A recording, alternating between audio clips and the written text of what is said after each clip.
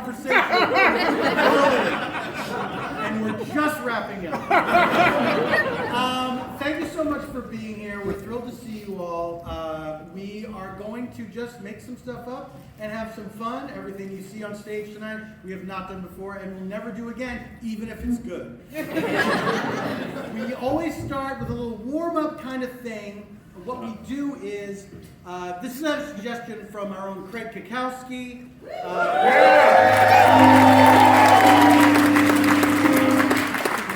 Craig said maybe we should warm up with this, and we've taken to calling it Craig's Dumb Little Thing. Craig, take it away. I've devoted my life to the study of improvisation. And so it is my honor to introduce Craig's Dumb Little Thing. We'll ask you a question, you'll provide an answer, and then we'll do a short scene inspired by that. That's all that this portion is going to be. I feel like you're recognizing that it's dumb. For the first time, it's crumbling before me. What does your favorite uncle do for a living? Plumber. Plumber? Thank you, plumber.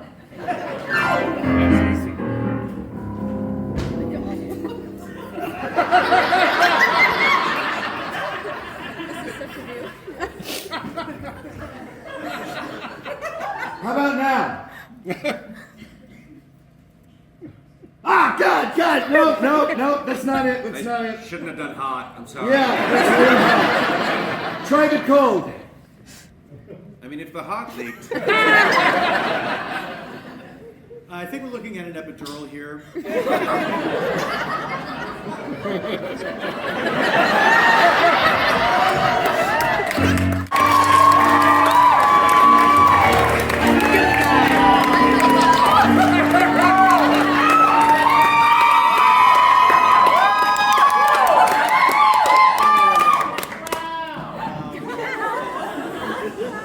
It's lovely to meet you. Big fan. Pat, you've done this for us many times before.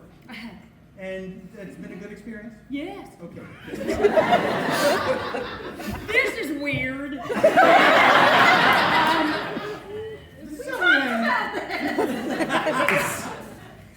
Yes, this is how we hang out. That's how you do improv. And Gags is always on the floor. I'm always on the floor. Yeah, he's a real floor boy. That's right. I love it. Paget, have you ever done improv yourself? I have studied improv with a guy that was a little grabby, and so I stopped. Just the massages and the hugging and the kissing. That's not part of the training. No, but it was interesting because what I found in doing improv, in studying it, is when you try to be funny, you fail. You have to just listen and give and give and give, and that's how improv works. Am I right? That's what we tell The people. massages came in, like, No, the teacher was like, it was in Santa Monica, and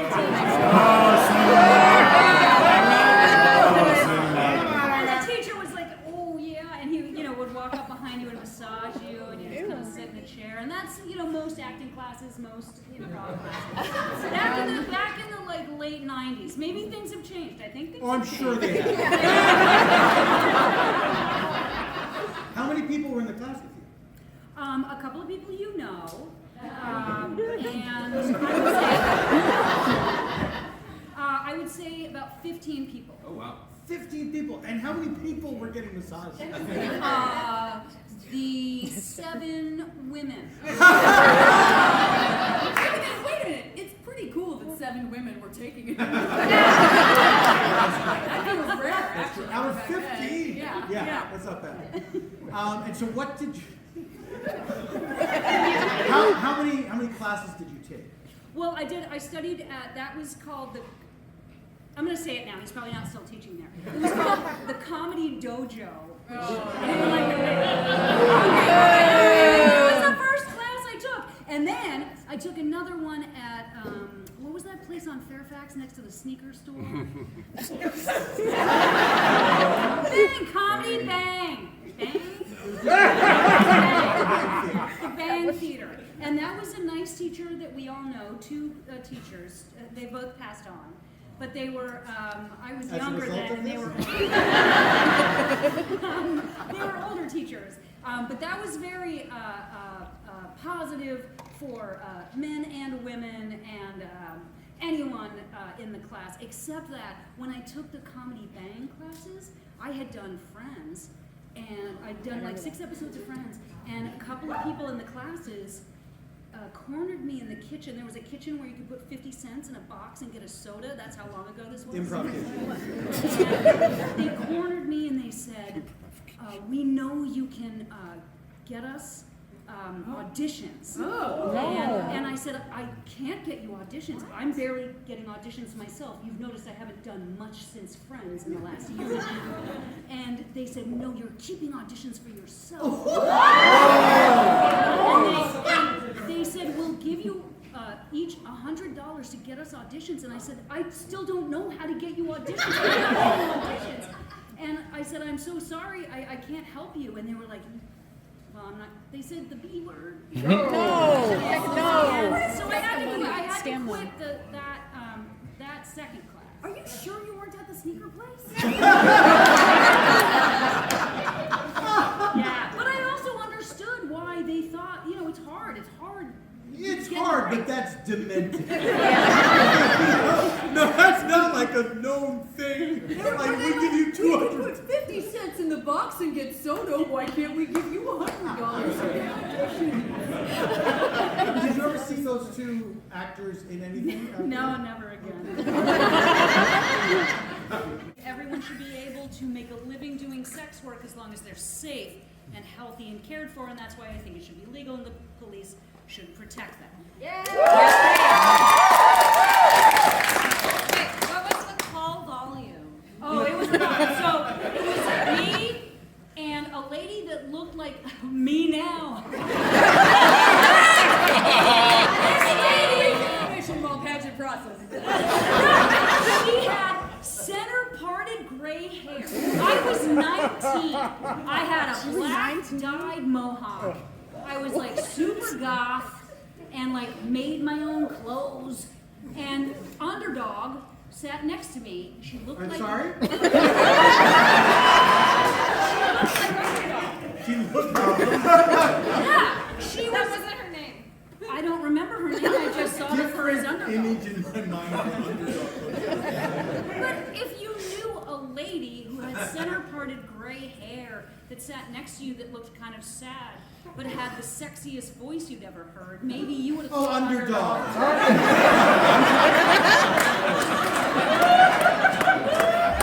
So Underdog and I took the phone call, and it was constant phone calls, and you would answer the phone, and you would say, "We have Tina, 34, 22, 38," and you would just list like the 5 girls that we had, and Underdog was way better than I was. Now I was supposed to make 20% on any booking. And then once the guys showed up, I had to give them a shivas. I don't think it was really shivas. It was like, it was a shivas bottle with like crap liquor in it.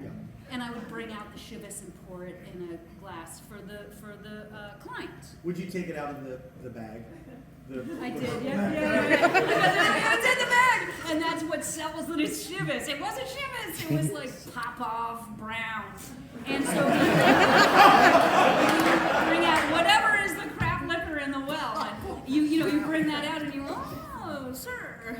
I didn't do like a bunny dip or, but so then What's a bunny dip? At the Playboy Club. at the Playboy Club. Put the tray down. Yeah, Oh, it was okay. like, how? How do you know?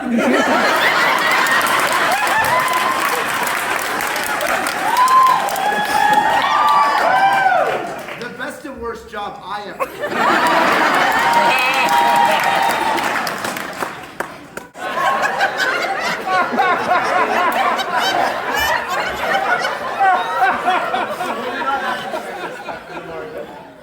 This gentleman is very uncomfortable. I'm sorry.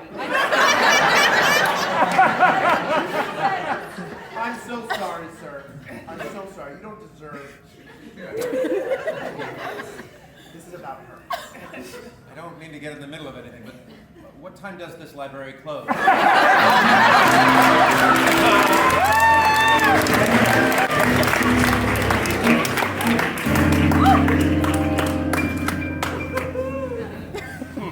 Oh, you guys are so good. What other filthy stories do you have? I'm waiting for a question. I don't know that we've ever talked about your talk show in San Francisco. Oh, yeah. That can't be. The pageant show. The pageant show. No, I remember what the show was. You weren't born then. No, I wasn't. No, I was not. Want me to say something about it? No, he hasn't. All right, I'm going to be fast and I'm going to do a lot of detail. In 1994, San Francisco, Ricky Lake was a huge success for Garth Ansier on the Fox television network. So every production company hired anyone in their 20s. And it was me, Tempest Bledsoe, Mark Wahlberg. Mark Wahlberg? Not that one, the other one. One of them, it's fucking absurd that one of them did not add an initial. I know. Wasn't there a Mark J. Wahlberg or no? Anyway, be fast and specific. You're fine, you don't have to be fast. No one Okay. said you. I want more improv, not I want let's meet. Also, Gabrielle Carteris, who then ran SAG, under the ground. She wasn't alone. There was a cabal of. Anyway. Well, now you're supposed to talk about the sad cabal. What can they do to me now? So I did a talk show in San Francisco. It was called The Pageant Show. I had been on public access. I was a bartender. I was still bartending while I was doing the talk show. We shot 3 episodes on Thursday, 3 episodes on Friday, with a full 150-person audience. This is a bigger audience, and we aired at 1:30 in the morning. Now they would. Just like Ricky. Hey, we were huge at 1:30 in the morning. Oh, you own the time slot. We owned the time, but I was still bartending while I was doing the talk show, and I was bartending at a place called Andy Boy's Drunk Tank on Market Street, which was mostly like Irish guys that wanted to be Snoop Dogg. And so there was like a jukebox that was all Snoop Dogg, but it was just these very short Irish guys. And they were really racist. And so not you Irish, them Irish. So one day I told them that I was, because they would say the N-word and I didn't like it, and I was like, you gotta stop saying that word, and they were like, and so one day I said, listen, I'm really offended by this. I am, now back in 94, this was fine, I said, I'm an octoroon. I'm 1/8 African American. I know.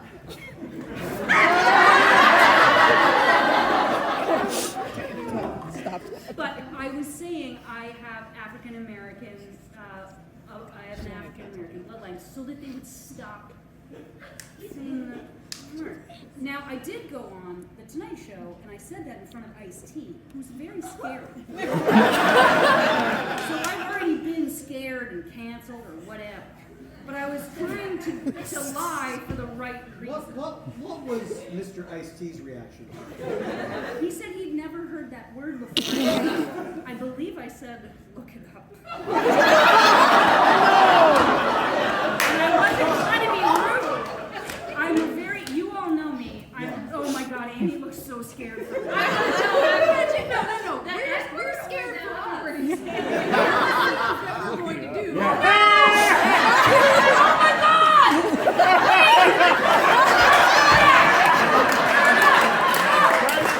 Let's forget everything. I like candy.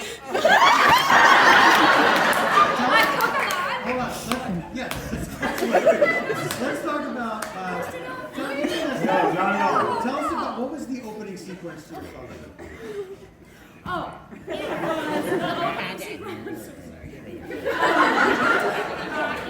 it was shot on the 1993 equivalent of an iPhone, and it was me walking around the Lower Haight where I lived, which was a mistake. And then Adam, that guy from MythBusters, Adam Savage shows up on. He just showed up on a moped that he had painted with like intricate the inside of like chip painted like an what's it called? A chip? A circuit, yeah, like a microchip. He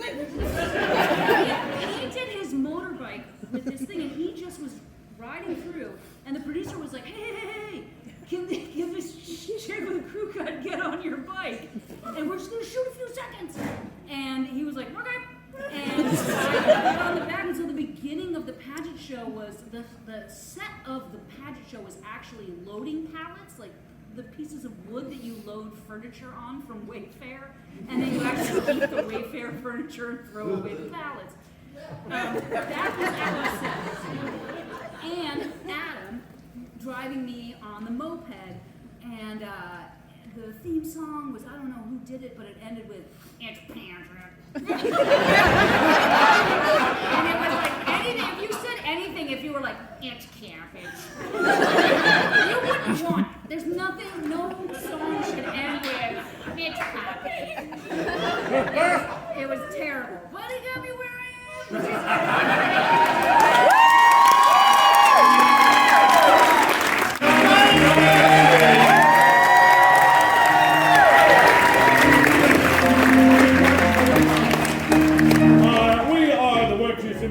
Individually, we are Craig Kukowski, Mark Gagliardi. Kevin Jackson,